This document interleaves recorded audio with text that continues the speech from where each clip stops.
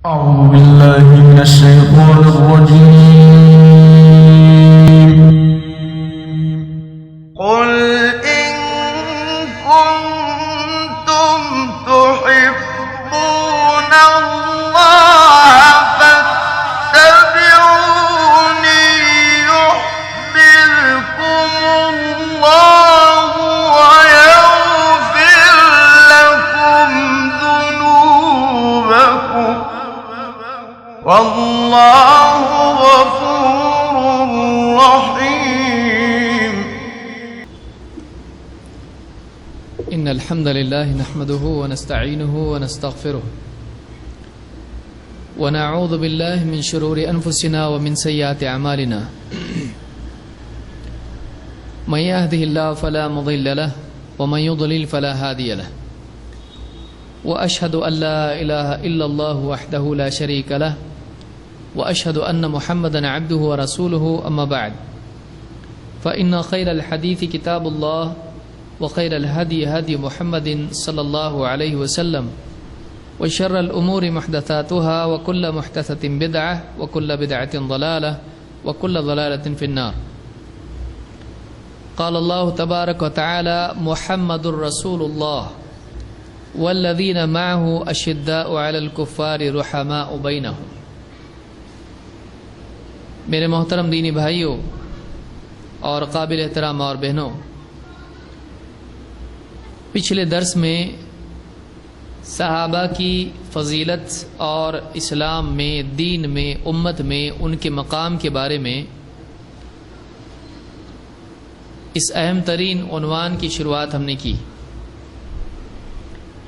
اسی عنوان کو لے کر آج ہم آگے بڑھیں گے اور قرآن کریم میں ایک بہت اہم مقام سورۃ الفتح کی آخری آیات، جن میں اللہ تعالیٰ نے صحابہ کے بارے میں، ان کے مقام اور ان کی فضیلت کے بارے میں کچھ بتلایا ہے. اس ایک آیت میں جو بہت ساری باتیں ملتی ہیں جس سے واقعی معلوم ہوتا ہے کہ اللہ کے نزدیک صحابہ کا کتنا بڑا مقام ہے. اس آیت کو آج کے اس درس میں ہم دیکھیں گے اور اس کے معنی کو سمجھنے کی کوشش کریں گے. اللہ تعالیٰ فرماتا ہے محمد الرسول اللہ، محمد صلی اللہ علیہ وسلم اللہ کے رسول ہیں.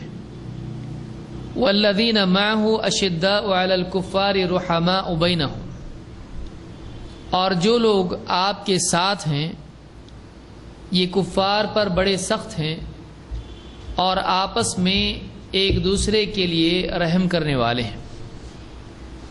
تراہم رکعا سجدا یبتغون فضلا من اللہ ورضوانا، تو نے دیکھے گا کہ وہ رکوع میں ہیں، سجدے میں ہیں، اللہ کا فضل تلاش کرتے ہیں اور اللہ کی رضا کی کوشش کرتے ہیں، اللہ کی رضا کے حصول کی کوشش کرتے ہیں.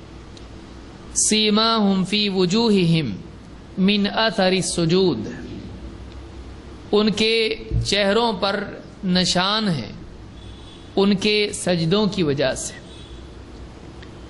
ان کے چہروں میں ان کے سجدوں کا اثر نمایاں ہے.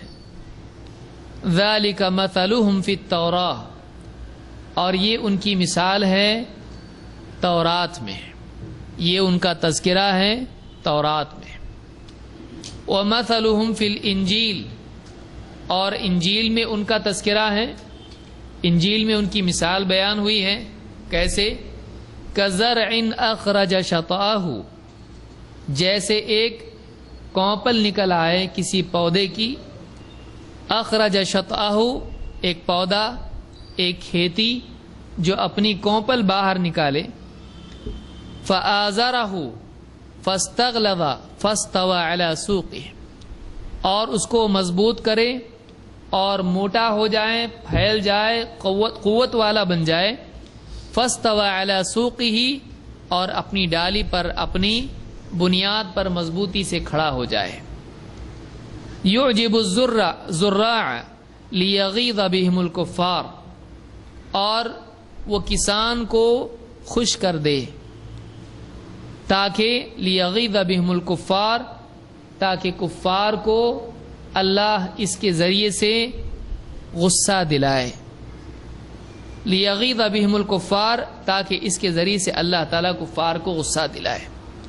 وعد اللہ الذین آمنوا وعملوا الصالحات منہم مغفرۃ واجرا عظیما، اللہ تعالیٰ نے ان ایمان لانے والوں اور نیک اعمال کرنے والوں کے لیے وعدہ کیا ہے مغفرت کا اور اجر عظیم کا، ایک بہت بڑے اجر کا وعدہ کیا ہے۔ یہ سورہ الفتح کی آیت نمبر 29 ہے۔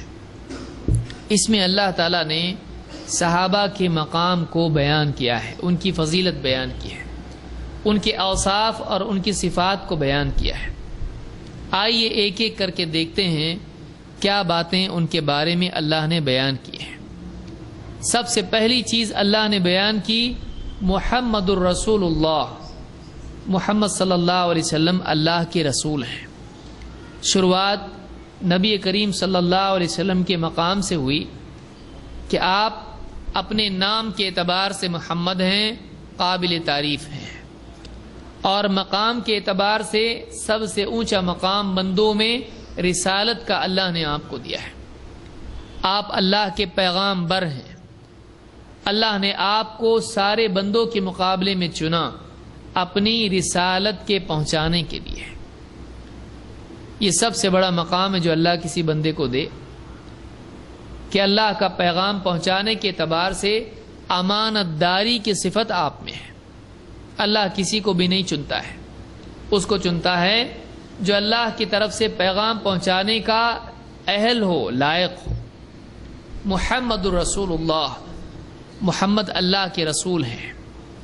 اور جب اللہ نے اپنے رسول کا ذکر کیا تو رسول کے فوری بعد رسول کے ساتھ والوں کا ذکر کیا اور ان کا تعارف کرایا، تو کہا والذین معہ، اور وہ لوگ جو محمد صلی اللہ علیہ وسلم کے ساتھی ہیں، والذین معہ، جو ان کے ساتھ ہیں۔ ساتھ ہیں کیسے؟ ساتھ اس اعتبار سے کہ ہر حال میں آپ کے ساتھ ہیں، غربت، تکلیف، مصیبت، پریشانی، مخالفت، دشمنی، جنگ، سفر، حضر، نمازیں، ہر حال میں آپ کے ساتھ ہیں۔ بائیکاٹ ہوتا ہے، مکہ میں آپ کے ساتھ ہیں۔ ہجرت کا وقت آتا ہے، آپ کے ساتھ ہیں۔ مدینہ میں مصیبتوں کا پہاڑ ٹوٹتا ہے، آپ کے ساتھ ہیں۔ جنگوں کا موقع آتا ہے، مخالفین مخالفت کرتے ہیں، جنگ کرتے ہیں، آپ کے ساتھ ہیں۔ ہر اعتبار سے آپ کے ساتھ ہیں۔ ایمان میں آپ کے ساتھ ہیں اور آپ کے ہر پسند ناپسند میں آپ کے ساتھ ہیں۔ والذین معہ، اس لیے کہ معہ میں ضروری نہیں کہ جسمانی اعتبار سے ساتھ ہوں، اس لیے کہ بہت سارے صحابہ حبشہ چلے گئے ہجرت کر کے، بہت سارے صحابہ آپ مدینہ میں، مکہ میں تھے مجبوری کی وجہ سے۔ تو معیت یہاں پر جسمانی اعتبار سے نہیں ہے، جس کے لیے ممکن تھا وہ اس اعتبار سے بھی آپ کے ساتھ تھا سفر و حضر میں، لیکن یہاں پر معیت دین کے اعتبار سے ہے، اختیار کے اعتبار سے ہے کہ وہ ہر اعتبار سے آپ کے ساتھ ہیں، آپ کی تائید میں، آپ کے دین پر، آپ کی پسند و ناپسند میں۔ والذین معہ، کہ جو راستہ آپ نے چلا اس راستے کو انہوں نے پسند کیا اور چنا، وہ آپ کے ساتھ ہیں اس راستے پر، وہ صراط مستقیم پر چلنے کے اعتبار سے آپ کے ساتھ ہیں۔ اسی لیے اللہ نے فرمایا کہ وَمَن يُشَاقِقِ الرَّسُولَ مِن بَعْدِ مَا تَبَيَّنَ لَهُ الْهُدَى وَيَتَّبِعْ غَيْرَ سَبِيلِ الْمُؤْمِنِينَ نُوَلِّهِ مَا تَوَلَّىٰ وَنُصْلِهِ جَهَنَّمَ وَسَاءَتْ مَصِيرًا، جو رسول کی مخالفت کرے ہدایت کے واضح ہو جانے کے بعد اور ایمان والوں کا راستہ چھوڑ کے کوئی اور راستہ چلے، جہاں وہ مڑا ہے اس کو وہیں موڑ دیں گے اور جہنم میں پہنچائیں گے، اور بہت برا ٹھکانہ ہے۔ رسول کی مخالفت کے بعد اللہ تعالیٰ نے ایمان والوں کا راستہ چھوڑنے کی بات کی۔ ایک برائی رسول کی مخالفت ہے اور اسی کے ساتھ دوسری برائی بیان کی تو ایمان والوں کا راستہ چھوڑنا، یعنی صحابہ کا راستہ چھوڑنا ہے۔ دوسری جگہ اللہ نے بتلایا قل هذه سبیلی ادعو الی اللہ علی بصیرۃ انا ومن اتبعنی، اے نبی آپ کہیے یہ میری راہ ہے، میں اللہ کی طرف بلاتا ہوں، اللہ کی طرف دعوت دیتا ہوں، حکمت کے ساتھ، بصیرت کے ساتھ، انا ومن اتبعنی، میں بھی اور میری پیروی کرنے والے بھی، میں بھی اور میری اتباع کرنے والے بھی، اپنے ساتھ صحابہ کو جوڑا۔ کئی مقامات آپ دیکھیں گے جہاں پر اللہ تعالیٰ نے نبی کریم صلی اللہ علیہ وسلم کے ساتھ صحابہ کو جوڑا ہے۔ خود اللہ کے نبی صلی اللہ علیہ وسلم علیکم بسنتی وسنت الخلفاء المہدیین الراشدین، اور بالعکس اس طرح بھی آیا الراشدین المہدیین، کہ تمہارے لیے میری سنت ہے اور خلفاء راشدین ہدایت یافتہ مہدیین، ان کا راستہ، ان کا طریقہ، ان کی سنت تمہارے لیے ہے۔ اپنے ساتھ خلفاء راشدین کو جوڑا۔ میری امت 73 فرقوں میں بٹ جائے گی، وَتَفْتَرِقُ أُمَّتِي عَلَى 73 مِلَّةٍ، میری امت 73 فرقوں میں بٹ جائے گی، كُلُّهُمْ فِي النَّارِ إِلَّا مِلَّةً وَاحِدَةً، سب جہنم میں جائیں گے سوائے ایک کے۔ قالوا ومن هي یا رسول اللہ، اے اللہ کے رسول وہ کون ہیں؟ صحابہ نے پوچھا۔ ما انا علیہ واصحابی، آپ نے کہا میں اور میرے صحابہ جس پر ہیں وہ اس پر ہوں گے۔ اپنے ساتھ صحابہ کو جوڑا، جیسے اللہ نے نبی کے ساتھ اہل ایمان، پہلے اہل ایمان صحابہ کو جوڑا، اسی طرح سے نبی کریم صلی اللہ علیہ وسلم نے اپنے ساتھ صحابہ کو جوڑا۔ تو یہاں پر بیان کیا جا رہا ہے پہلے تو اللہ ڈائریکٹ اللہ شروع کر سکتا تھا صحابہ کا تذکرہ، لیکن ان کی شان یہ ہے کہ ان کا تذکرہ نبی کے ساتھ کیا جائے۔ جب انہوں نے ہر اعتبار سے نبی کا ساتھ دیا ہے تو جب ثنا کی جائے گی، تعریف بیان کی جائے گی، اچھے اوصاف بیان کیے جائیں گے تو نبی کا تذکرہ بیان کر کے نبی کے ساتھ ان کا تذکرہ کیا جائے تاکہ ان کا شرف بھی اور بڑھ جائے۔ محمد رسول اللہ، محمد اللہ کے رسول ہیں صلی اللہ علیہ وسلم، اور پھر اس کے بعد ان کا تذکرہ آ رہا ہے، اور تذکرہ آتا ہے تو اس میں اوصاف جب بیان کیے جاتے ہیں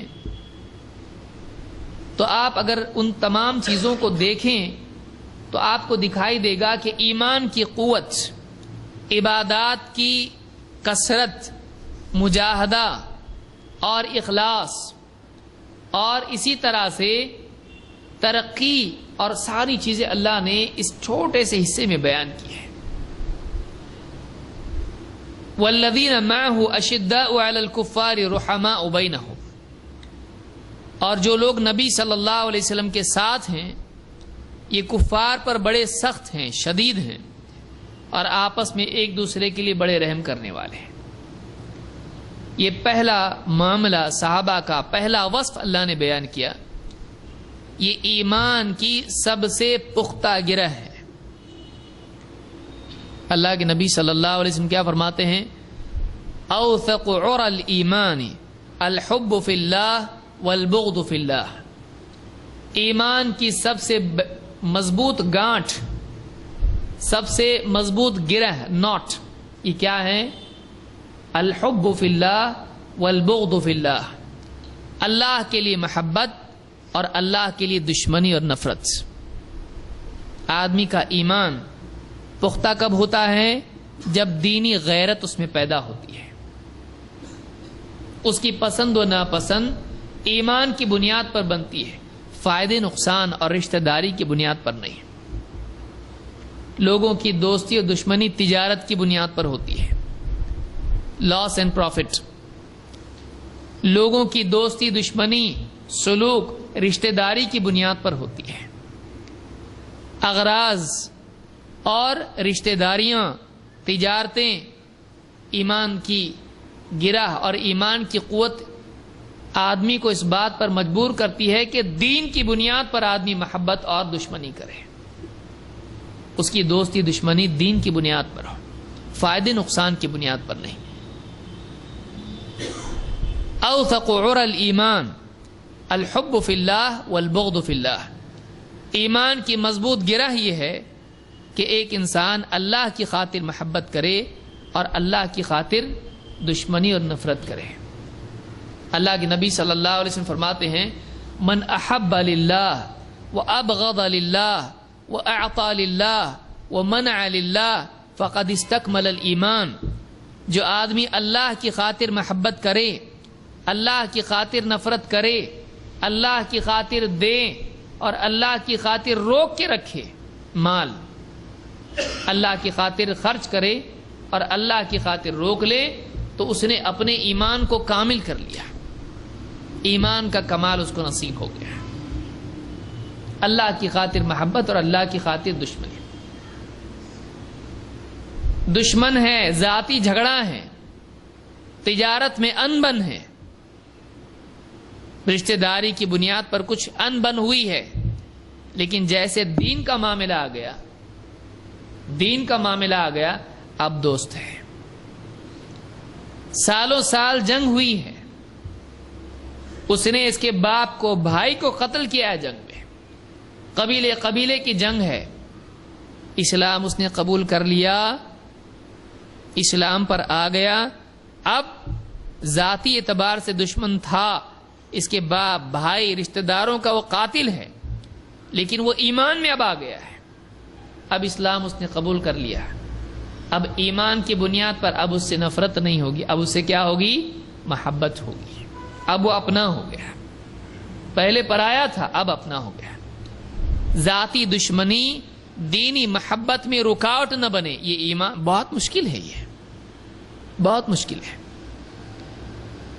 اور رشتہ دار ہے، قریبی ہے، اس سے رشتے دھاگے ڈورے بندھے ہوئے ہیں، لیکن دین کا معاملہ آ گیا، ایمان والا نہیں ہے، اسلام کا دشمن ہے، رشتہ داری اپنی جگہ ہے، لیکن اسلام کو پسند نہیں کرتا ہے، اہل ایمان کے خلاف سازش کرتا ہے، چاہے باپ ہو، نہیں، اگر میدان جنگ میں آمنے سامنے آئیں گے تو یہ اس کو قتل کرے گا، کیونکہ دینی غیرت اتنی ہے کہ اپنا ہونے کے باوجود وہ اپنا نہیں ہے، اس لیے کہ دین کی بنیاد پر اپنے اور پرائے ہوتے ہیں۔ من احب للہ وابغض للہ، جو اللہ کی خاطر محبت کرے اور اللہ کی خاطر دشمنی اختیار کرے۔ اپنی ذات کی بنیاد پر دوست دشمن بنانا ہر انسان کرتا ہے، مومن اور کافر میں اس میں کوئی فرق نہیں ہوتا ہے، کوئی دنیا کا ایسا انسان نہیں ہوتا ہے جس کے سب دوست ہوتے ہیں، کبھی تجارت کی وجہ سے، کبھی رشتہ داری کی وجہ سے، کبھی مال اور نفع اور نقصان کی وجہ سے، کبھی زبان کے استعمال کی وجہ سے، کسی نہ کسی وجہ سے کوئی نہ کوئی اس کا دوست بنتا ہے، کوئی نہ کوئی اس کا دشمن بنتا ہے، لیکن وہ ذاتی اغراض کی بنیاد پر ہوتا ہے، وہ ذاتی معاملات کی وجہ سے ہوتا ہے،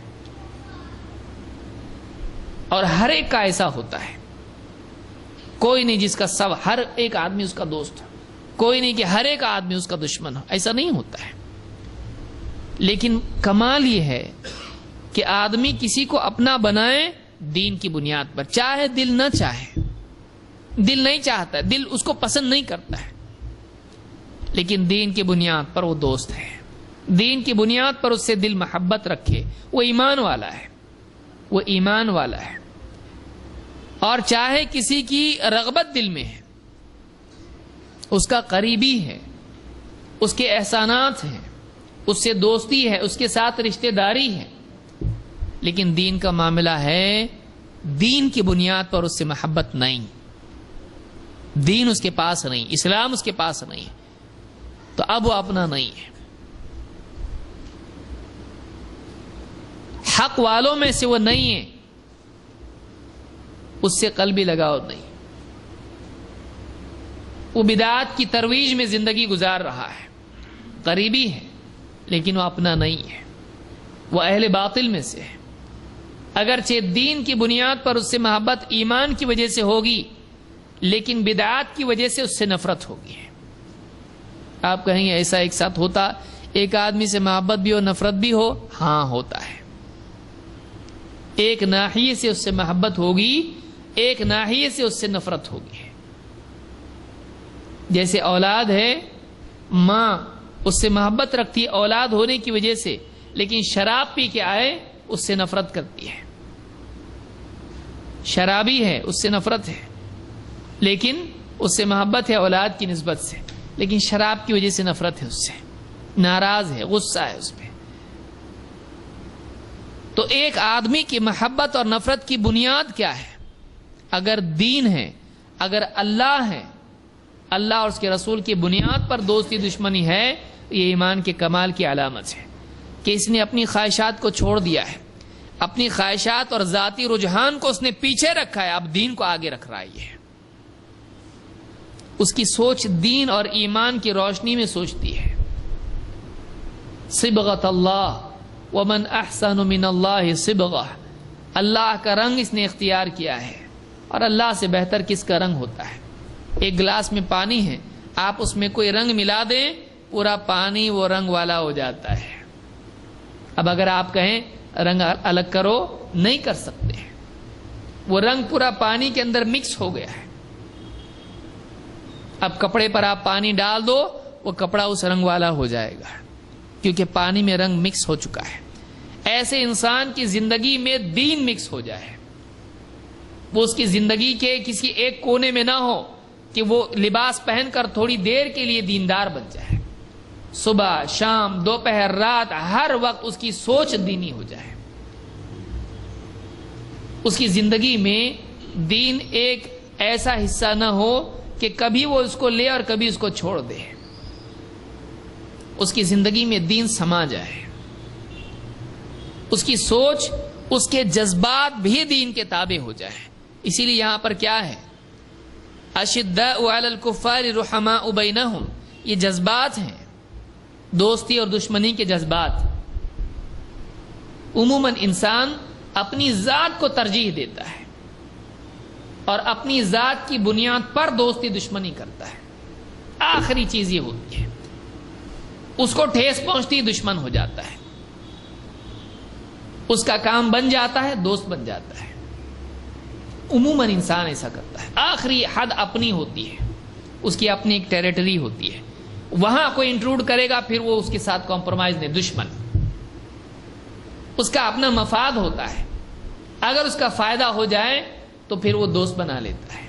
ذاتی مفاد، ذاتی نقصان، اپنی بنیاد پر دوستی دشمنی ہر ایک کرتا ہے.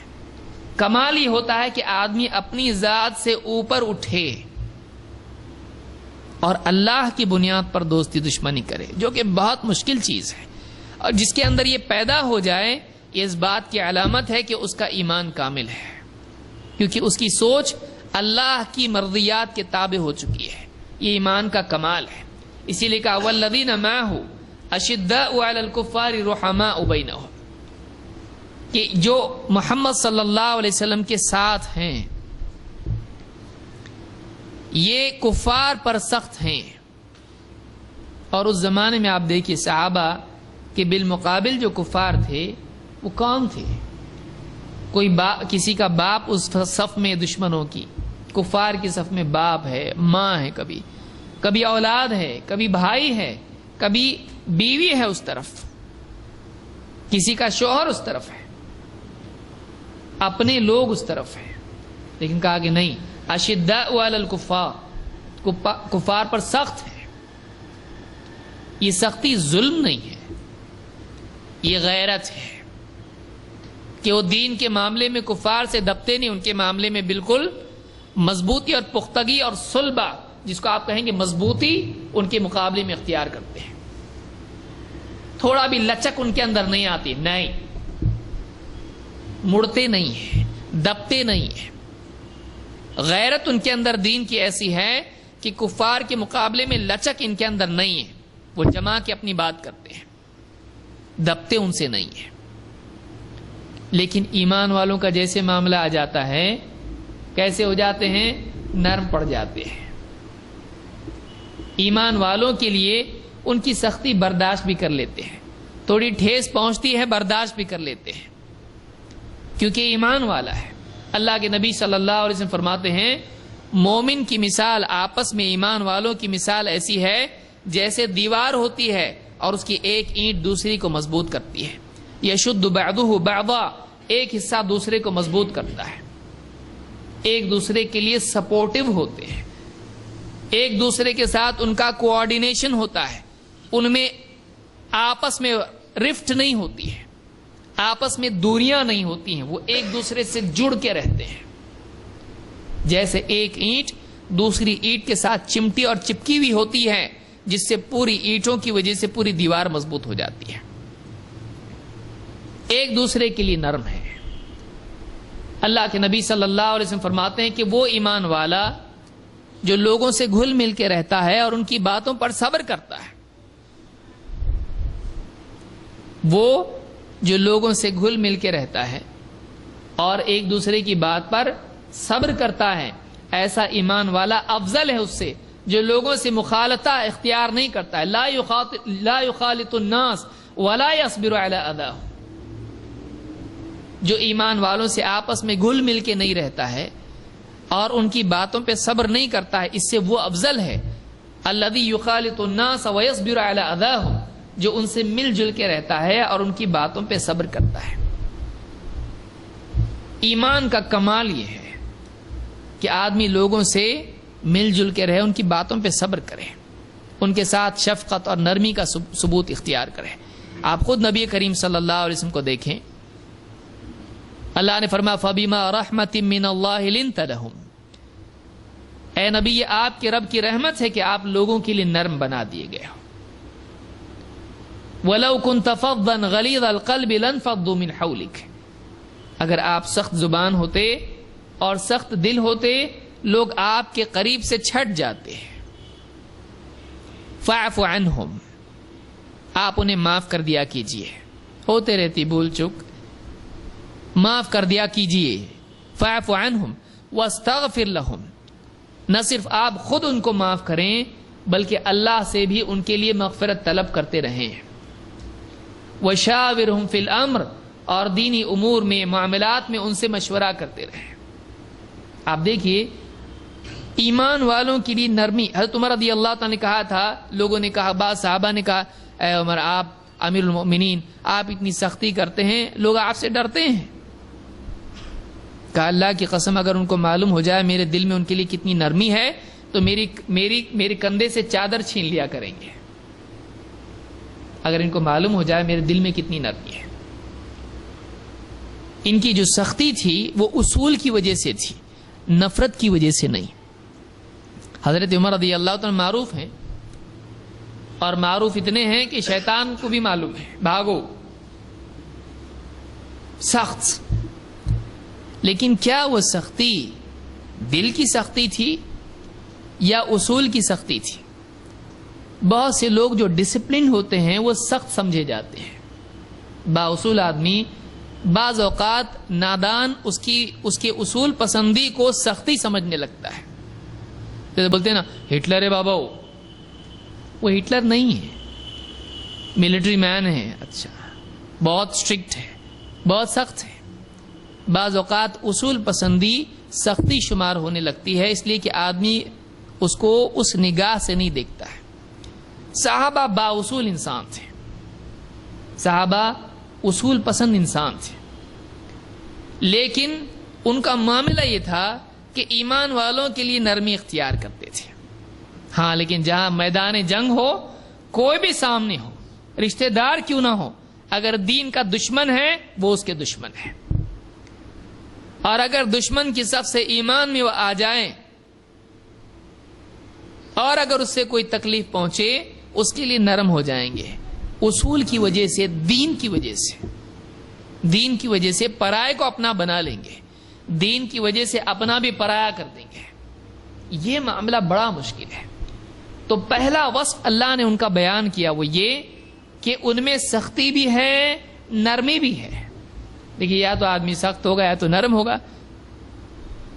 یہ مزاج کی وجہ سے نہیں ہے، اصول کی وجہ سے ہے. ورنہ اگر مزاج کی وجہ سے ہوتے تو سخت ہی سخت ہوتے، ہر ایک کے لیے سخت ہوتے. مزاج کی سختی نہیں ہے. جیسے کوئی آدمی بولتے بہت سخت ہے، وہ سب کے لیے سخت ہوتا ہے. یہ سب کے لیے سخت نہیں ہے. آدمی بدلا، بات بدلی، اصول بدلا، اصول نہیں بدلے گا. جو آدمی جیسا ملے گا اس سے ویسا معاملہ کریں گے. ایمان والا ہے، نرمی. ایمان کا دشمن ہے, دین کا دشمن ہے, مسلمانوں کا دشمن ہے, نرمی نہیں, سختی. کیوں؟ نسبت بدل گئی. تو نسبت بدلنے سے ان کا سلوک بدل جاتا ہے, معاملہ بدل جاتا ہے. تو ہیں یہ نرم, لیکن جہاں سختی وہاں سختی, جہاں نرمی وہاں نرمی. یہ اصول کی وجہ سے, بنیاد کیا ہے؟ اللہ کی وجہ سے. اشداء کفر کے لیے سختی ہے اور ایمان کے لیے نرمی ہے. ظاہر بات ہے کفر کے لیے سختی اور ایمان کے لیے نرمی ایمان کی وجہ سے ہوتی ہے. پہلا وصف اللہ نے بیان کیا وہ یہ کہ نبی کے ساتھی ہیں. دوسرا وصف بیان کیا یہ کفار کے لیے سخت ہیں اور آپس میں ایک دوسرے کے لیے کیا ہیں؟ نرم ہیں. آپ دیکھیے یہ صحابہ کے ایمان کی دلیل ہے نمبر ایک. دو, ایمان کے کمال کی دلیل ہے. کیسے ایمان کی دلیل؟ کیسے؟ صحابہ کو اللہ نے کس کے لیے سخت بتایا؟ یعنی یہ کفار کے لیے سخت ہیں. تو یہ کیا ہو گئے؟ یا تو کفار ہیں یا تو مؤمنین ہیں, دو ہی لوگ ہیں, کفر والے ایمان والے. تو یہ کس کے لیے سخت ہیں؟ تو معلوم ہوا کہ یہ خود ہی باہر ہیں اس سے. لہذا وہ حضرات جو کہتے ہیں کہ صحابہ نعوذ باللہ مرتد ہو گئے اور یہ ایمان والے نہیں ہیں اور محرم کے مہینے میں لعن تان صحابہ کو کرتے ہیں, وہ اس آیت کا کیا جواب دیں گے جس میں ان کی صفت خصوصی یہی بتائی گئی ہے کہ کفار کے لیے سخت ہیں؟ معلوم ہے کہ یہ خود ایمان والے ہیں, تبھی تو کفار کے لیے سخت ہوئے. اور آپس میں ایک دوسرے کے لیے کیا ہیں؟ رحم کرنے والے. اور رحماء, اور رحم وہ اعلیٰ ترین صفت ہے جس کا اللہ تعالیٰ نے قرآن میں بار بار ذکر کیا ہے. یہ انسان کی شخصیت کی نمایاں صفت ہے. رحماء بینہم. باقی اوصاف اللہ نے بیان نہیں کیا آپسی تعلق کے لیے. اللہ تعالیٰ نے قرآن کریم میں اپنے بارے میں بار بار کیا؟ بسم اللہ الرحمن الرحیم. اللہ نے اپنے لیے الوہیت کے وصف کے بعد دو وصف بیان کیے, دونوں کا تعلق رحم سے ہے, الرحمن الرحیم. کہ بار بار بندہ معبود ہمارا کیسا ہے؟ بڑا مہربان رحم الرحمن ہے, الرحیم ہے. ان کا وصف بیان کیا آپسی تعلق کے اعتبار سے تو رحم کو ذکر کیا, اس لیے کہ بہت نمایاں چیز ہے انسان کی بھلائی بتانے کے لیے, انسان کی خوبی بتانے کے اعتبار سے. اگر واقعی کوئی وصف ہے آپسی تعلقات کے اعتبار سے تو وہ رحم ہے. یہ رحم بہت اعلیٰ ترین چیز ہے. ارحموا الراحمون یرحمہم الرحمن. رحم کرنے والے رحمان ان پر رحم کرے گا, رحمان ان پر رحم کرتا ہے. ارحموا من فی الارض یرحمکم من فی السماء. تم ان پر رحم کرو جو زمین میں ہیں, وہ جو آسمان پر ہے تم پر رحم کرے گا. اللہ تعالیٰ نے جب آسمان و زمین کو پیدا کیا تو اللہ تعالیٰ نے ایک کتاب میں لکھا جو اس کو اپنے پاس رکھا. ساری مخلوقات کو پیدا کرنے کے بعد ایک کتاب میں لکھا. کیا لکھا؟ سبقت رحمتی غضبی, اور ایک روایت میں غلبت رحمتی غضبی. میری رحمت میرے غضب پر غالب ہے, میری رحمت میرے غصے پر غالب رہے گی. اور اپنے پاس اس کو رکھا عرش پر. اللہ کے اوصاف میں سے رحمت نمایاں صفت ہے. اللہ نے کیا فرمایا؟ قل ادعوا اللہ او ادعوا الرحمن. تم اللہ کہہ کے پکارو یا رحمان کہہ کے پکارو. اللہ نے دو نام برابر بیان کیے. الوہیت کے بعد اعلیٰ ترین وصف اللہ کی تعریف میں بیان کیا جانے والا وہ اس کی رحمت ہے. اس لیے رب العالمین ذکر کیا تو رحمت کا ذکر کیا, الرحمن الرحیم. یہ ساری اللہ کی رحمت ہے جو ہم دیکھ رہے ہیں. بارش کا برسنا سے لے کر کھانا پینا, زمین میں اناج اگنا, انسان کو صحت ملنا, جسم اور نعمتیں ملنا, دین ملنا, جنت ملنا, مغفرت ہونا, سب اللہ کی رحمت کی وجہ سے. جب صحابہ کا تذکرہ اللہ نے ذکر یہاں پہ قرآن میں کیا, وہ اعلیٰ ترین وصف جو اپنے لیے بیان کیا ہے, وہ خوبی جو احسان کی طرف لے جاتی ہے وہ رحمت ہے. جو معافی دینے والا بناتی ہے وہ رحمت ہے. اللہ تعالیٰ نے درگزر, معافی اور احسان، یہ سارے اوصاف کو جمع کر دیا ایک صفت میں، رحماء بینہم، ایک دوسرے پر رحم کرنے والے ہیں۔ رحم وہ اعلیٰ ترین وصف ہے جو ایک انسان کو دوسروں کے ساتھ نبھاؤ والا بناتا ہے۔ تو کیا کہا؟ اشداء علی الکفار، لچک ان میں نہیں ہے، تھوڑے ہوں تو بھی لچک نہیں، کفر کے مقابلے میں دبتے نہیں ہیں، لیکن ایمان والوں کا جیسے ہی معاملہ آتا ہے ان کے دلوں میں رحم پیدا ہو جاتا ہے، معلوم ہوا کہ وہاں سخت ہے لیکن یہاں ایک دم نرم ہے۔ رحماء بینہم، یہ پہلا وصف بیان کیا ہے، جس میں ایک ان کے ایمان کی گواہی، دو ان کے ایمان کا کمال، تین ان کی دینی غیرت، نو کمپرومائز، چار ان کے بارے میں بتا آپس میں نرمی، اخلاق، آپس میں امت کے افراد کے ساتھ اخلاق اور نرمی اور محبت کا سلوک۔ دو ہی باتوں میں اللہ نے چار وصف بیان کر دیے۔ اور آگے آئیے، یہ ہوا ایمان کی غیرت اور ایمانی قوت کے اعتبار سے۔ نمبر دو، دوسرا پہلو عبادات۔ عبادات میں کیا ہے؟ اللہ نے کہا تراہم رکعن سجدن، تو ان کو دیکھے گا کہ رکوع میں ہیں، سجدے میں ہیں۔ رکعن سجدن، یہ جو ہے یہ تشدد کی بات بتا رہا ہے، یعنی شدت اس میں ہے، تشدد یعنی شدت اس میں ہے، خوب رکوع کرنے والے، خوب سجدے کرنے والے۔ رکوع اللہ کے آگے بندگی کے لیے جھکنا، سجدہ اپنی پیشانی زمین پر ٹکا کے اپنی بندگی کا ثبوت دینا اور اللہ کا قرب تلاش کرنا۔ عبادات میں نمایاں ترین عمل نماز، سب سے افضل عبادت نماز۔ وَاعْلَمُوا أَنَّ خَيْرَ أَعْمَالِكُمُ الصَّلَاةُ، جان لو کہ تمہارے اعمال میں سب سے افضل اور بہترین عمل اگر کوئی ہے تو وہ نماز ہے۔ اللہ نے ایمان کے بعد نماز کا ذکر کیا ہے، اور نماز میں دو اعلیٰ ترین چیزیں جو انسان کے مزاج اور بندگی کو ظاہر کرتی ہیں، جو اعلیٰ ترین چیزیں ہیں جو آدمی کو وَارْكَعُوا مَعَ الرَّاكِعِينَ، وَارْكَعُوا مَعَ الرَّاكِعِينَ، جھکنے والوں کے ساتھ جھکو۔ جھکاؤ دین کی اصل ہے۔ تعبد کہتے کس کو ہے؟ بندگی کہتے ہیں جھکنے کو۔ ان کی بندگی اللہ کے سامنے ہے کہ رکوع میں ہے، سجدن، سجدے کی حالت اللہ سے قرب کی اعلیٰ ترین حالت ہے، اور بندے کی تواضع اور اللہ کے بالمقابل اپنی بندگی کے اعتراف کی نمایاں علامت ہے۔ تراہم، تو دیکھے گا، یعنی کہا جا رہا ہے کہ تو جب بھی دیکھے گا تجھ کو اس حال میں ملیں گے، آسانی سے تو ان کو دیکھ سکتا ہے۔ جیسے آدمی کہتا ہے جب بھی دیکھو اسی میں لگا رہتا ہے، مطلب یہ کہ اس کی زندگی میں اس چیز کی کثرت ہے، عبادات کی کثرت، عبادات میں اعلیٰ ترین انہماک، اور اس میں رکوع اور سجدوں کی کثرت، خوب رکوع، خوب سجدے۔ اسی لیے اللہ کے نبی صلی اللہ علیہ وسلم نے صحابی سے کہا تھا کہ فَأَعِنِّ عَلَى ذَلِكَ مِن كَثْرَةِ السُّجُودِ، میری اس دعا پر، میری اس سفارش پر تم میری مدد کرنا سجدوں کی کثرت سے، خوب سجدے کیا کرنا۔ کیوں؟ اس لیے کہ نماز کی اصل سجدہ ہے، بندگی، جھکاؤ، اپنے اعلیٰ ترین جسم کو اعلیٰ ترین ذات، سب سے اونچے رب کے سامنے جھکانا۔ وَاسْجُدْ وَاقْتَرِبْ، سجدہ کر قریب ہو جا، وہ قرب کا حال ہے۔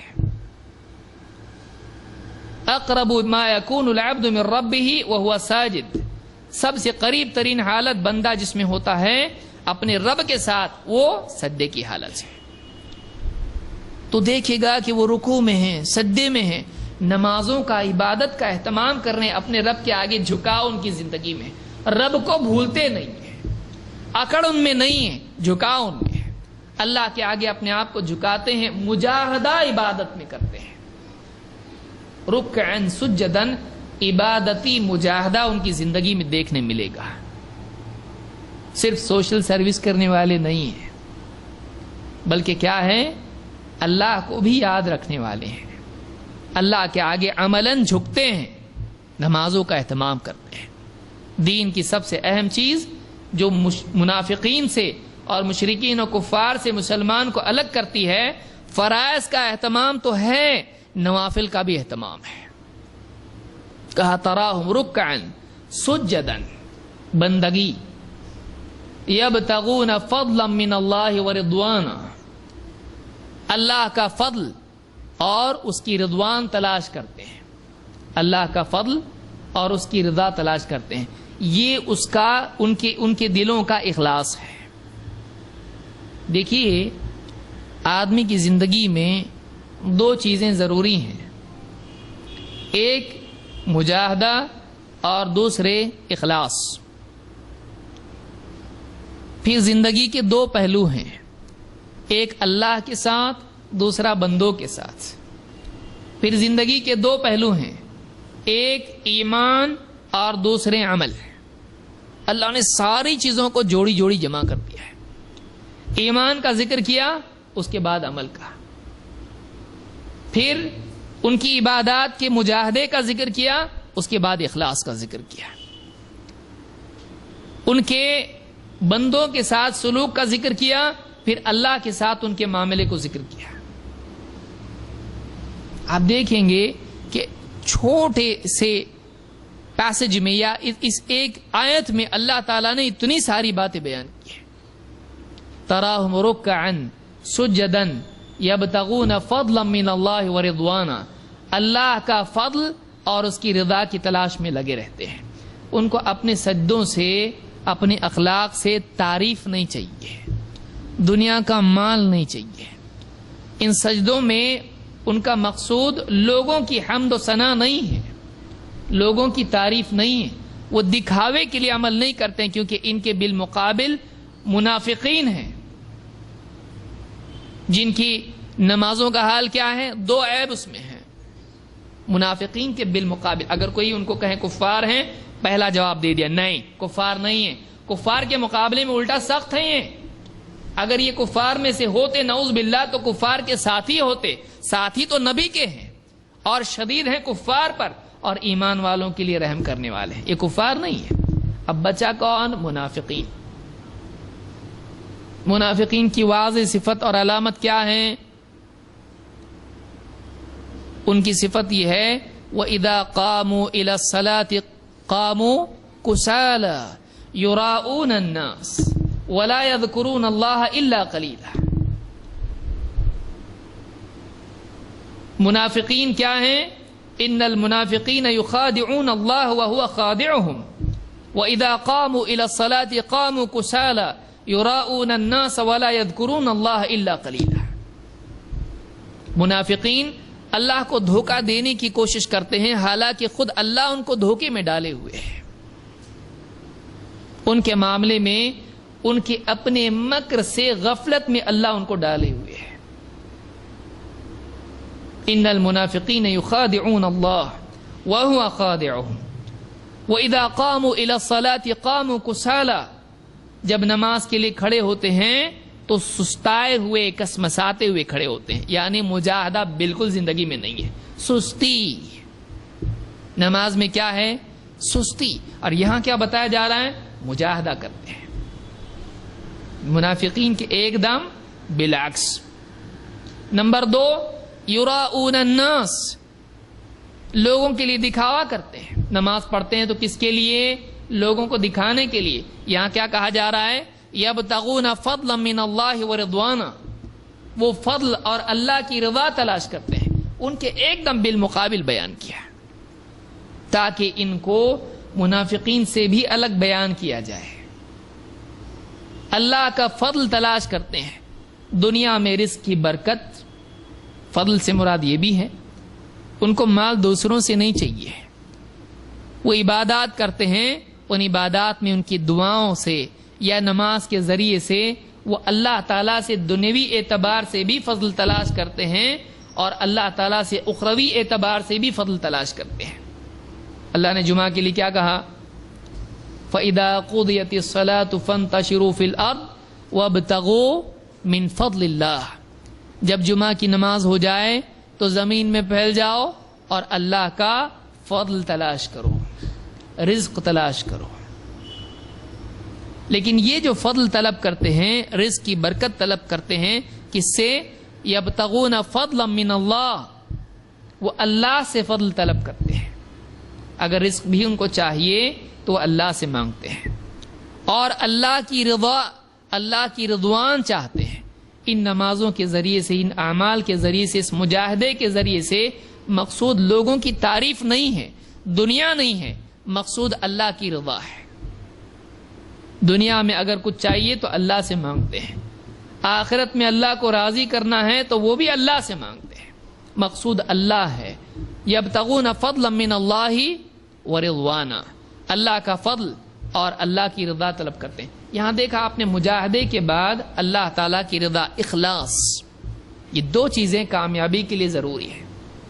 کہ ایک تو آدمی کے پاس مجاہدہ ہو، سستی اور ترک عمل نہ ہو، اور دوسرے آدمی کے پاس اخلاص ہو. لوگ دو قسم کے ہیں، یا تو وہ عمل نہیں کرتے ہیں، عمل ہی ضائع کر دیتے ہیں، یا پھر عمل کرتے ہیں تو شیطان اعمال میں ریاکاری ڈال دیتا ہے اور اخلاص ختم ہو جاتا ہے. صحابہ ان دونوں چیزوں سے پاک ہیں. ان کی زندگی میں عبادتی مجاہدہ دیکھنے کو ملتا ہے. اور اب دیکھیے، گھمنڈ آدمی کو جھکاتا نہیں ہے، لیکن ان کے اندر اللہ کے مقابلے میں گھمنڈ نہیں ہے.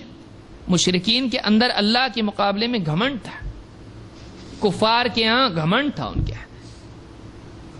وہ ابلیس کی صفت ہے، نہیں جھکوں گا نہیں. لیکن یہاں صحابہ کے لیے ذکر کیا کیا جا رہا ہے؟ اللہ کے آگے جھکتے ہیں. یہ اللہ کے مقابلے میں ان کی زندگی میں جھکاؤ ہے، اور اللہ کی رضا کے طالب ہیں. دوسرا کچھ نہیں چاہیے، ہم کو اللہ چاہیے، اللہ کی رضا چاہیے. اور اتنا مجاہدہ ہے کہ ان کے چہروں پر رات کی عبادات سے نمایاں اثر ظاہر ہوتا ہے. کیا کہا؟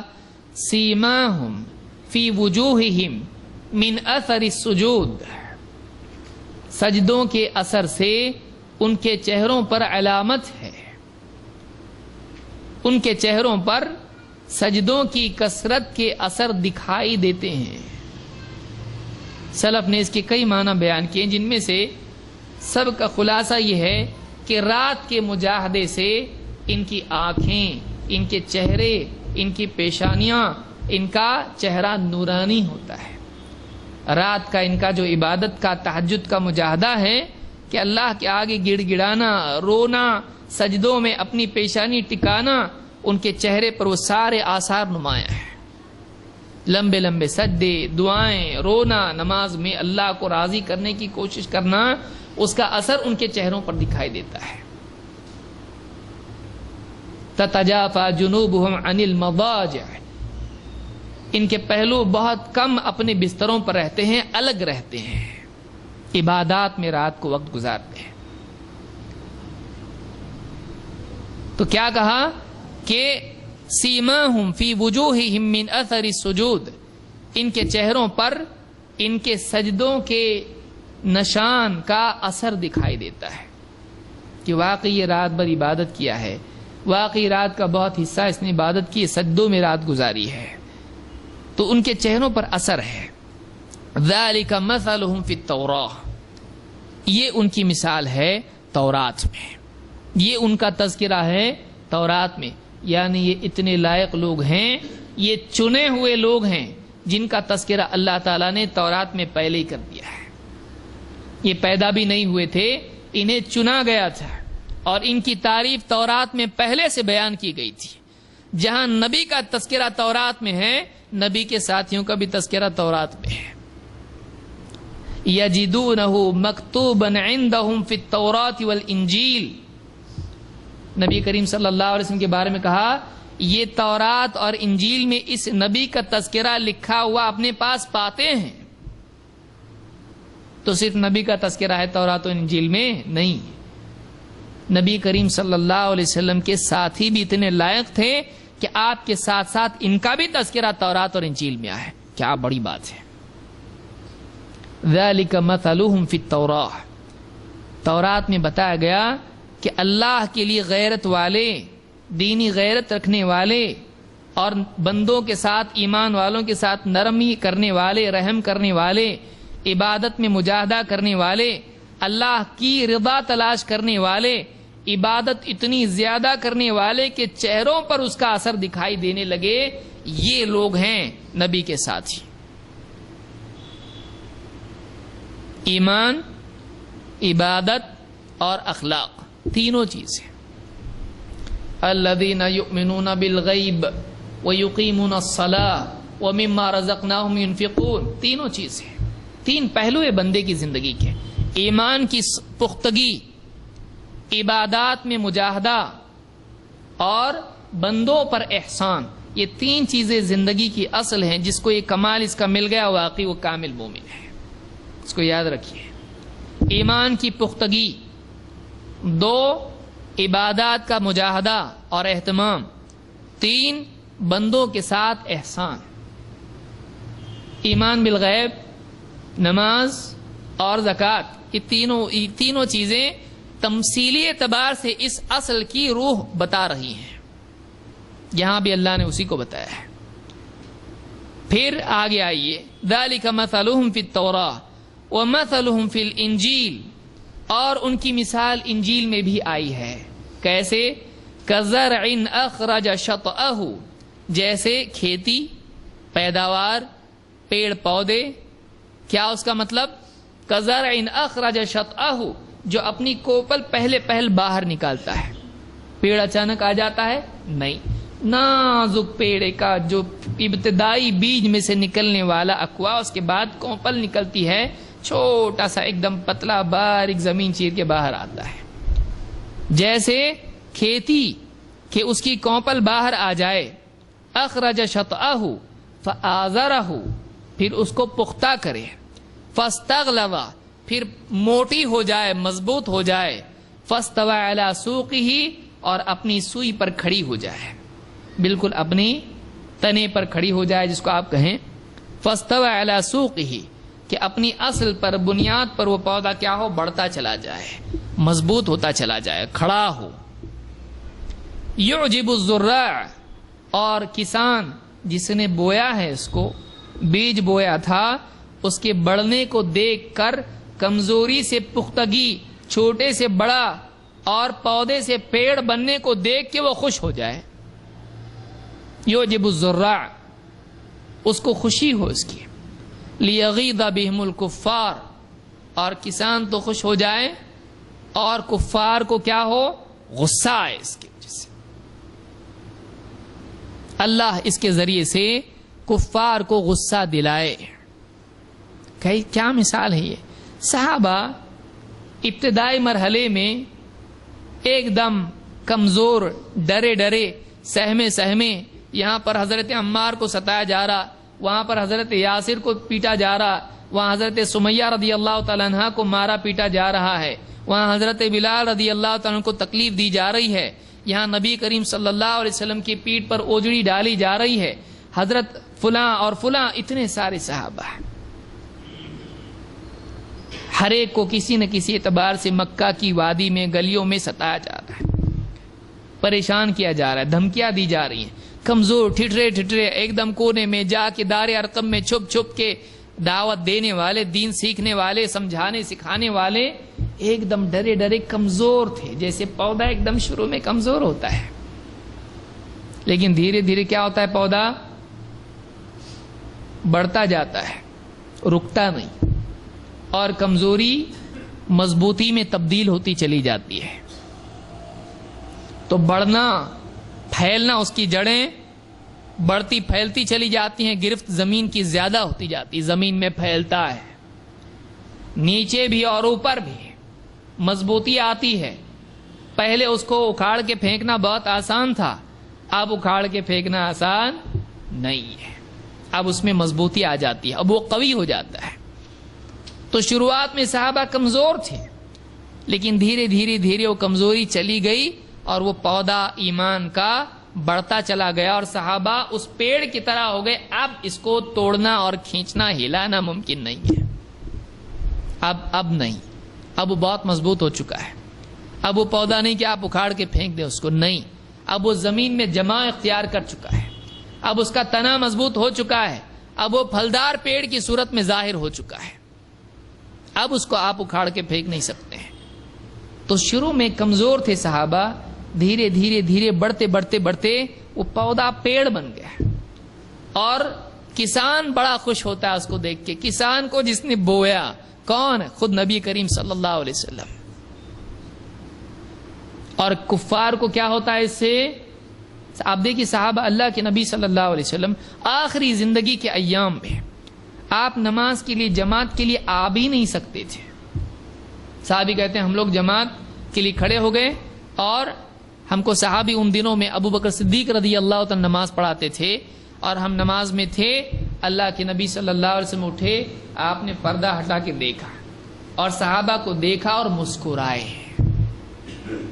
آخری مرتبہ جب صحابہ کو دیکھا تو ناراض تھے کہ خوش تھے؟ صحابی کہتے ہیں مسکرائے اللہ کے رسول صلی اللہ علیہ وسلم اور کہتے ہیں اس کے بعد آپ کا چہرہ دیکھا نہیں گیا، یعنی اس کے بعد آپ کی وفات ہو گئی. آخری ایام میں آخری مرتبہ جب صحابہ کو نماز کی حالت میں آپ نے دیکھا، بہترین حالت میں، اور دیکھنے کے بعد مسکرائے اور اس کے بعد آپ کی وفات ہو گئی. یعجب الزراع، اللہ کے نبی صلی اللہ علیہ وسلم نے یہ پھلدار پیڑ پودا اس کا لگایا اور وہ بڑھتا چلا گیا، سینچا، اس کی نگرانی کی، جیسے تربیت کی جاتی ہے آپ نے تربیت کی ان کو. وَيُزَكِّيهِمْ. لیکن کفار دیکھتے ہیں بڑھتے جا رہے تو کیا ہوتا ہے؟ ان کو غیظ و غضب میں مبتلا ہوتے ہیں. کفار ان کو دیکھ کے غصہ ہوتے ہیں. لِيَغِيظَ بِهِمُ الْكُفَّارِ، اور اللہ نے ان کا وجود رکھا ہے تاکہ کفار ناراض ہوں، غصہ ہوں. وہ ان جیسے بن تو نہیں سکتے، ان کو ختم بھی نہیں کر سکتے، کچھ بھی نہیں کر سکتے. دھیرے دھیرے دھیرے صحابہ بڑھتے چلے گئے، قوت بڑھتی چلی گئی. اور وہی صحابہ جو کمزور تھے مکہ میں نکالے گئے تھے، وہی صحابہ واپس مکہ میں گئے، لڑنا بھی نہیں پڑا، کچھ کرنا نہیں پڑا، وہ غالب آ گئے، فتح مکہ ہو گیا. اتنی قوت کہ بغیر جنگ کے غالب. شان و شوکت، عزت اور غلبہ اللہ نے ان کو دیا. اور اس کے بعد بھی پھیلتے چلے گئے اور دوسری حکومتوں کو بھی توڑ دیا، روم اور فارس اور نہ جانے کہاں تک چلے گئے. لِيَغِيظَ بِهِمُ الْكُفَّارِ، تاکہ ان کے ذریعے سے ان کے بڑھاؤ اور ان کی ترقی کو دیکھ کر کفار غصہ ہوں، گھٹیں گھولیں اندر کے اندر. امام مالک رحمۃ اللہ علیہ اس آیت سے استدلال کرتے ہیں کہ جو صحابہ سے غصہ ہوتا ہے وہ مسلمان نہیں ہے. اسی سے استدلال کیا بہت سارے علماء نے. ابن کثیر نے اس کو ذکر کیا اس آیت کے ضمن میں کہ روافض کفار ہیں. رافضی شیعہ میں بدترین یہ کیا ہیں؟ علماء نے استدلال کیا اس آیت سے کہ وہ مسلمان نہیں ہے. کیوں؟ جو صحابہ سے غصہ ہوتا ہے، صحابہ سے نفرت رکھتا ہے، وہ ایمان والا نہیں ہو سکتا ہے. جو صحابہ سے نفرت رکھے، اللہ نے کیا کہا؟ لِيَغِيظَ بِهِمُ الْكُفَّارِ، تاکہ اللہ صحابہ کے اس بڑھاؤ اور صحابہ کے وجود اور صحابہ کے ذریعے کفار کو غصہ دلائے. معلوم ہے کہ صحابہ پر کون چڑھتا ہے؟ ایمان والا کبھی صحابہ پہ چڑھتا نہیں ہے. ایمان والا صحابہ پہ چڑھتا نہیں ہے. صحابہ پہ چڑھنے والا ایمان والا نہیں ہو سکتا ہے. اس سے بڑھ کر یہ کہ صحابہ پر لعن طعن کرے اور ان کو کافر بولے تو یہ کبھی ایمان والا ہو سکتا ہے؟ نہیں ہو سکتا ہے. لہٰذا اس آیت میں اس بات کی دلیل ہے کہ صحابہ سے چھڑنے والے کفار ہیں. صحابہ تو ایمان والے ہی ہیں اور بہت اعلیٰ ایمان والے ہیں. ان جیسے ایمان کا ہم تصور بھی نہیں کر سکتے. تو اللہ نے فرمایا وعد اللہ الذین آمنوا وعملوا الصالحات منہم مغفرۃ واجرا عظیما.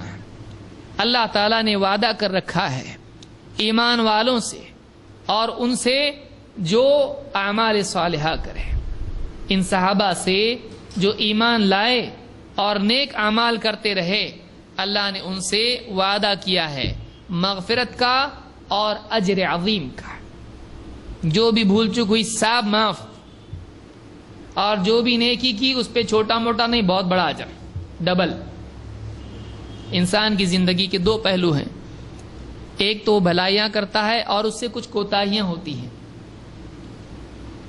انسانی زندگی میں جو کوتاہیاں ہوتی اللہ نے کہا ان کے لیے مغفرت کا وعدہ ہے، معاف، سب مغفرت.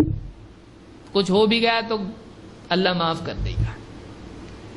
اور ان کے لیے اجر ہے جو نیکیاں انہوں نے کی ہیں، چھوٹا موٹا اجر نہیں ہے، اجرن عظیما، اجر عظیم، بہت بہت بڑا اجر ان کے لیے ہے. اور کیا چاہیے کہ آدمی کی ساری غلطیاں معاف ہو جائیں اور جو بھی نیکی کی وہ ضائع نہ ہو اور اس پر اجر ملے، مقبول ہو، اور اجر کیسا ملے؟ عظمت والا اجر ملے، بہت بڑا اجر ملے. اس سے زیادہ کیا چاہیے؟ اور تعریف قیامت تک کے قرآن میں جمع ہو جائے کہ تورات میں تو تھے ہی، انجیل میں بھی آئے اور قرآن میں بھی آئے. کتنے اعلیٰ لوگ ہوں گے جن کا تذکرہ اللہ کی ان کتابوں میں ہو. موسیٰ علیہ السلام سے ہی تذکرہ شروع ہو گیا ان کا، نسل در نسل دیکھی کتاب میں وہ رہے، ان کا تذکرہ رہا. وہ کوئی معمولی لوگ ہوں گے کہ نبی کے شانہ بشانہ نبی کے ساتھ رہے اور تذکرے میں بھی رہے، ماضی سے رہے، پیدا ہونے سے پہلے ان کا تذکرہ کتابوں میں. معمولی لوگ ہیں وہ. اور کوئی آدمی ان کو بولے صحابہ ہیں، وہ صحابہ ہی تو ہیں، نبی تھوڑی ہیں، جاہل ہے. اس کو ہم کہیں، جو آدمی کہے صحابہ ہی تو ہیں، وہ کیا ہے؟ انسان ہی تو ہیں. ہم بھی کہیں گے ہاں تو جاہل ہی تو ہے، تو نادان ہی تو ہے. گدھا نہیں بول رہے ہیں اس کو، لیکن صحابہ کا تذکرہ اس طور پر کرنا کہ صحابہ کی تنقیص ہو، یہ اپنی اوقات ظاہر کرنا ہے. یہ اس بات کی علامت ہے کہ ابھی اس نے پہچانا نہیں. اللہ تعالیٰ ان کا تذکرہ پچھلی کتابوں میں کرے. کوئی معمولی لوگ ہیں، خامخواہ کر دیا اللہ نے، اس لائق نہیں ہے کہ تذکرہ اور اللہ کر رہا ہے. چھوٹے لوگ ہیں اور اللہ بڑا بنا رہا ہے. آپ بتائیے یہ جہالت نہیں تو اور کیا ہے؟ لہذا جو آدمی صحابہ کا مقام نہیں سمجھتا ہے وہ آدمی واقعی دین کی عظمت واقعی پہچان نہیں سکتا ہے. اس کو یاد رکھیے، صحابہ دین کے پہنچانے والے ہیں. صحابہ کو بیچ میں سے ہٹا دیا جائے، دین غائب. صحابہ کو آپ ہٹا دیں بیچ میں سے، دین کہاں سے آیا بھائی آپ کے پاس؟ کون دیا آپ کو دین؟ وہ پہلے تازہ تازہ نبی سے لیا کس نے؟ صحابہ نے لیا. اور نبی کریم صلی اللہ علیہ وسلم کو دیکھنا، آپ کی صحبت اختیار کرنا، آپ کے اشاروں کو سمجھ لینا، یہ ہمارے بس کی بات ہے. یہ صحابہ سمجھتے تھے. کوئی آدمی یہ کہے کہ صحابہ کے اقوال تھوڑی نہ ہم دیکھیں گے، ہم کو قرآن حدیث بس ہو گیا، پاگل ہے یہ. شیخ الالبانی کا مشہور جملہ ہے، کہتے ہیں کہ من قال ہم رجال ونحن رجال فهو فی زیغ وضلال. صحابہ کے بارے میں جو آدمی کہتا ہے وہ بھی لوگ تھے، ہم بھی لوگ ہیں، وہ بھی انسان تھے، ہم بھی انسان ہیں، یعنی اپنے برابر جیسا ان کو ایسا تذکرہ کرے. ہم رجال ونحن رجال، وہ بھی انسان تھے، وہ بھی مرد تھے، ہم بھی مرد ہیں، یعنی وہ بھی انسان تھے، ہم بھی انسان ہیں. کہتے فهو فی زیغ وضلال، یہ آدمی ٹیڑھے راستے پر ہے اور گمراہی میں ہے. تو ان کے جیسا ہے، منہ دیکھا آئینے میں، اور وہ تیرے جیسے ہیں، کچھ ادب ہے کہ نہیں ہے؟ تیرا تذکرہ آیا، تیرا کوئی اخبار میں ہے تو نقلی اخبار میں بھی نہیں. لیکن صحابہ کا تذکرہ اللہ کی کتاب میں، آپ بتائیں کہ معمولی بات ہے. اللہ کی کتاب میں ان کا تذکرہ ہے اور اللہ ان کی تعریف پہ تعریف کرتا چلا جائے. چھوٹے لوگ ہیں وہ، معمولی لوگ ہیں وہ. لہذا جو آدمی صحابہ کا مرتبہ نہیں پہچانتا ہے اس کی دین میں پختگی نہیں ہوگی، بلکہ اس کا دین بھی مشتبہ ہے، اس کا دین بھی کیا ہے؟ مشکوک ہے. لہذا آدمی دیکھیے صحابہ کی جیسے محبت آتی ہے دین میں پختگی آئے گی. ہاں یہ بات اور ہے کہ ہم صحابہ کے اختلاف میں قرآن و سنت کی بات کو ترجیح دیتے ہیں، لیکن اس سے ان کے مقام میں کوئی کمی نہیں آتی ہے، ان کے مقام میں کوئی کمی نہیں آتی ہے. لہذا اس آیت میں، سورہ الفتح کی آیت میں اللہ رب العالمین نے صحابہ کی بہت اچھی اور عمدہ تعریف بیان کی ہے اور کئی آیتیں ہیں. اگلی آیت انشاءاللہ ہم اگلے درس میں دیکھیں گے، سورہ الحشر کی آیت نمبر 8 اور 9. ان دو آیتوں میں اللہ تعالیٰ نے مہاجرین اور انصار دونوں کے وصف بیان کیے ہیں. انشاءاللہ اگلے درس میں اس کو سمجھنے کی کوشش کریں گے. اقول ھذا واستغفر اللہ لی ولکم.